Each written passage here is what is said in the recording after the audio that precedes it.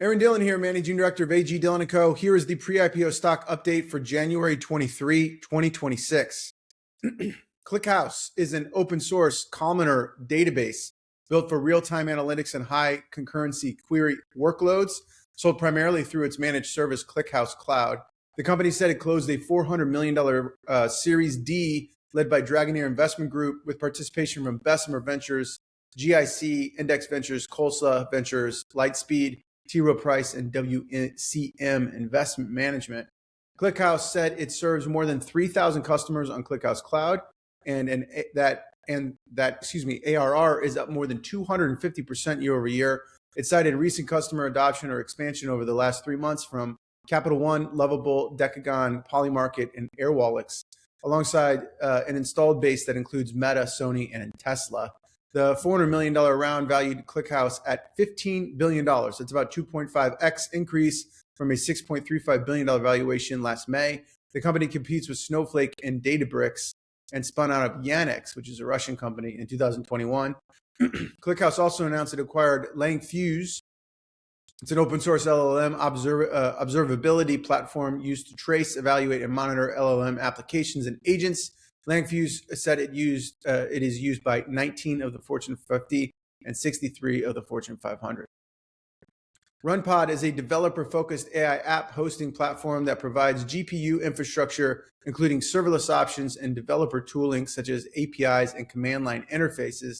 Founders Zhen Liu and Pardeep Singh said the company has reached 120 million annual run rate revenue and previously bootstrapped to more than 24 million in revenue. The founders said that they spent about $50,000 repurposing GPU crypto mining rigs into AI servers and launched the platform publicly in early 2022 after initially recruiting beta testers through Reddit offers of free access in exchange for feedback.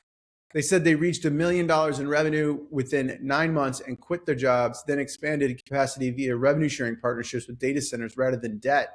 Runpod said it raised a $20 million seed round in May of 2024, co-led by venture arms of Dell and Intel, with participation from Nat Freeman and Hugging Face co-founder Julian Chaumont.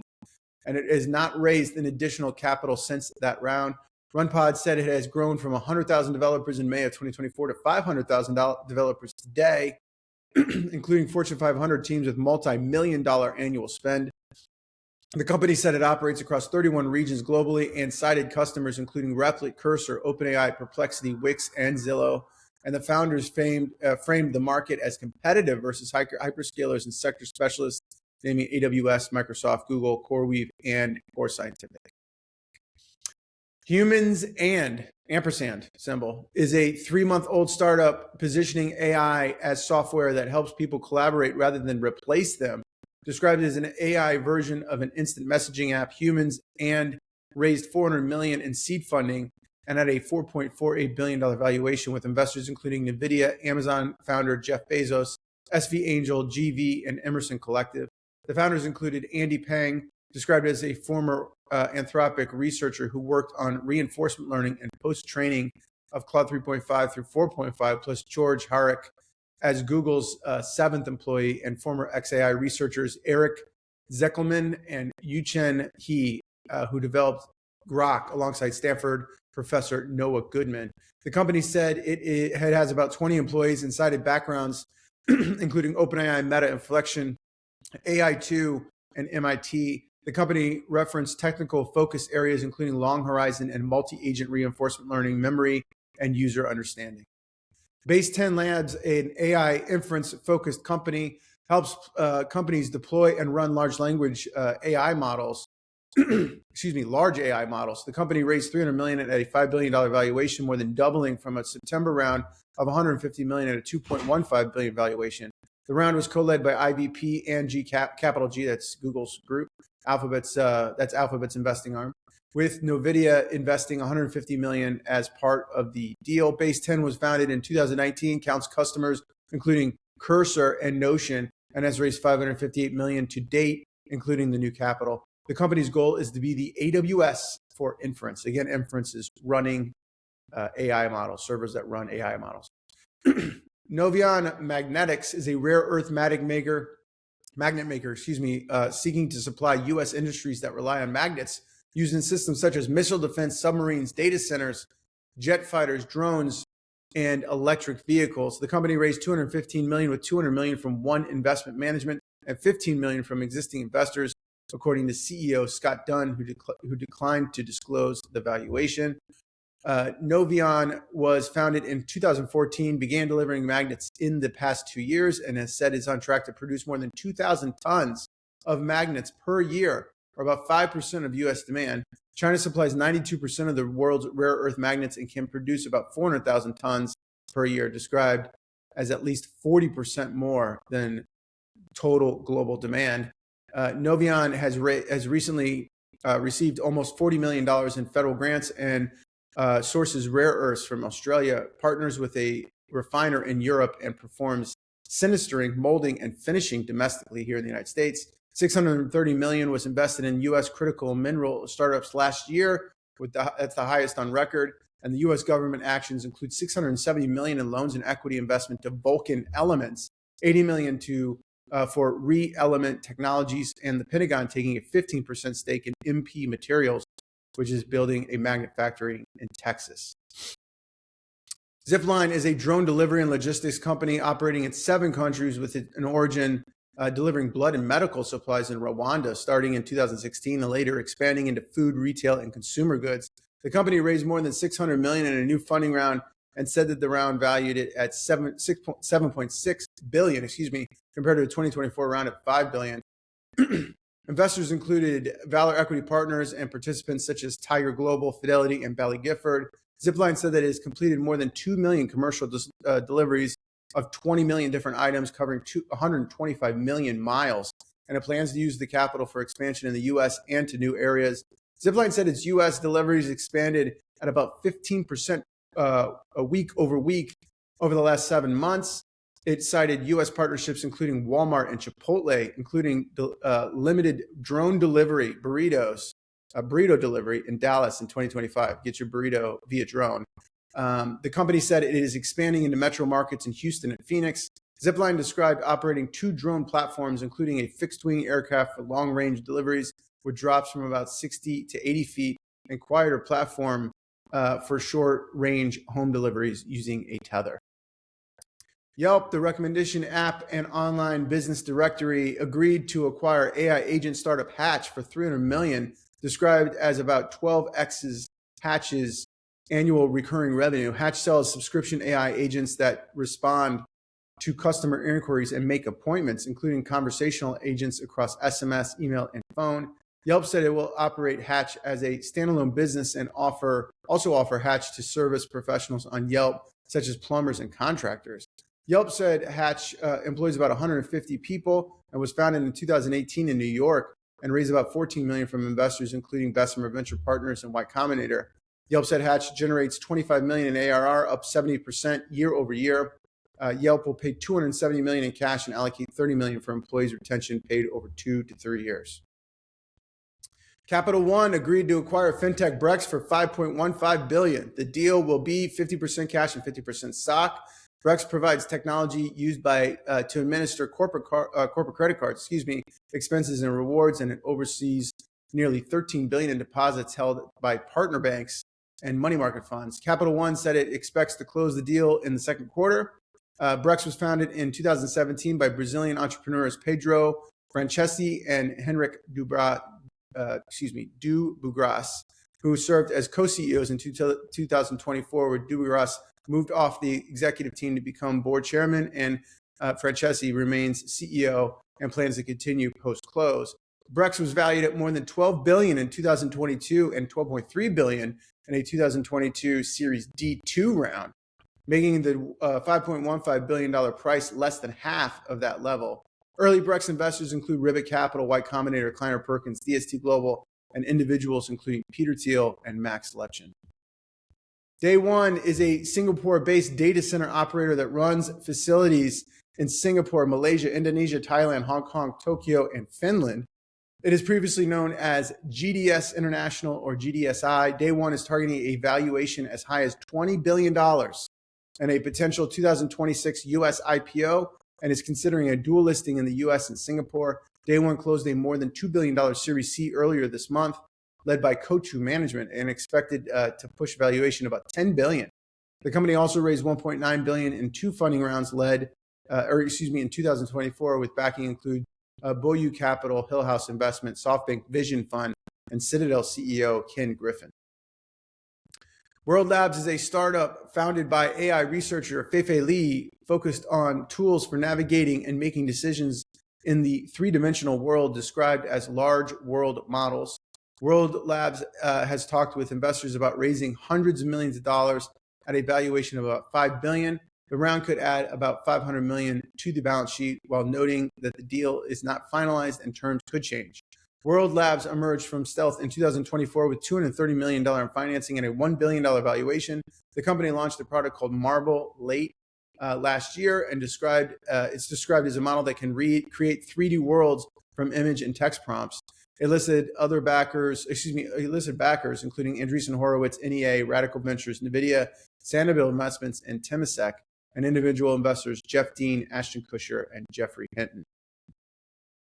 TikTok and ByteDance established a new U.S. entity to transfer parts of U.S. operations to American investors, described as avoiding a nationwide ban and securing the app's future in the U.S. The entity has three managing investors: Oracle, Silver Lake, and MGX, and TikTok U.S. CEO Xiao Chu, will have a board seat while continuing to run ByteDance globally. Adam Presser, formerly TikTok's head of U.S. operations, will become CEO of the American venture.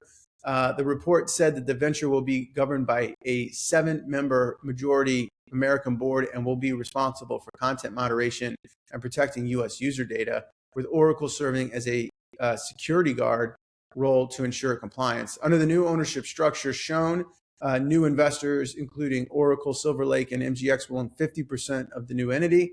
Existing ByteDance investors will control 30.1%, and ByteDance will hold 19.9%. U.S. Vice President J.D. Vance cited a price tag of about $14 billion, while estimates of TikTok's American business have ranged from $35 billion to $50 billion. So this is a coup for these early investors getting in. It said that the platform has roughly 200 million U.S. users per month. The structure allows ByteDance to lease a copy of its content algorithm to the U.S. entity while retraining on U.S. user data. And it said ByteDance is expected to maintain control over parts of the U.S. business, including advertising division and TikTok Shop. Inferact, a newly formed VC-backed startup created by the team behind vLLM, an open source tool used to run AI models faster and more affordably in inference. The company said it raised $150 million in seed funding at an $800 million valuation, co-led by Andreessen Horowitz and Lightspeed Venture Partners. vLLM was incubated in 2023 at a UC Berkeley lab led by Databricks co-founder Ayan Stoichka. And Inferact CEO Simon Moe said existing users of vLLM include Amazon's cloud service and shopping app. RadixArk is the commercial company behind SGLang, an open source tool designed to make AI models run faster and cheaper with a focus on inference optimization. RadixArk recently valued at about $400 million in a funding round led by Excel. The company was announced late August and previously raised angel capital, including Intel CEO Lip Bu Tan. Yang Sheng, described as a key SGLang contributor and former XI engineer, became co-founder and CEO of RadixArk and previously worked at Databricks. RadixArk continued to develop SGLang as open source and is building a reinforcement learning framework called Miles.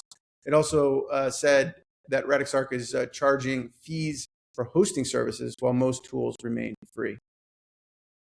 Blue Origin announced TeraWave, a satellite communications network targeting symmetrical data speeds of up to 6 terabits globally for enterprise data and government contractors. The architecture includes 5,408 optically interconnected satellites across low Earth orbit and medium Earth orbit, described as 5,280 LEO satellites and 128 MEO satellites in reports. Blue Origin said customers can access speeds up to 144 gigabits via Q and V band links from the LEO constellation and up to 6 terabits via the optical links from the MEO satellites. The company said deployment will begin in Q4 2027. SpaceX's Starlink has more than 9 million customers. Starlink plans upgraded satellites targeting 1 gigabytes in the future. Blue Origin has had some recent operational milestones, including a first New Glenn launch in 2025, a booster landing on a second attempt, and a first commercial payload for NASA. Shopify said it will begin making merchants' products available for purchase through chatbot checkout features starting on January 26, including ChatGPT, Google's AI Mode, and Gemini, and Microsoft Copilot. Shopify said merchants will pay OpenAI a 4% fee on sales made through ChatGPT's checkout, on top of a typical Shopify fees such as payments processing, while sales through Google and Microsoft chatbot checkouts will carry no additional fees for now. Shopify said merchants must opt in for channels that charge an additional fee, such as ChatGPT, and products will be available by default on channels that do not charge an additional fee. Merchants can toggle AI platforms on or off individually to choose the channels, and products may still appear in AI responses with links to the merchant's own websites unless the merchants contact the AI companies or block indexing by web crawlers. The agentic storefronts put products directly into AI chat interfaces, routing orders into Shopify checkout. Shopify president Harley Finkelstein said AI-driven traffic to Shopify stores rose 7x since the prior January, and orders attributed to AI research rose 11x.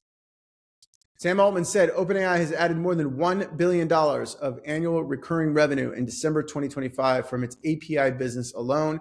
That is about 5% of OpenAI's total ARR, which topped $20 billion by the end of 2025, rising from $6 billion in 2024 and $2 billion in 2023.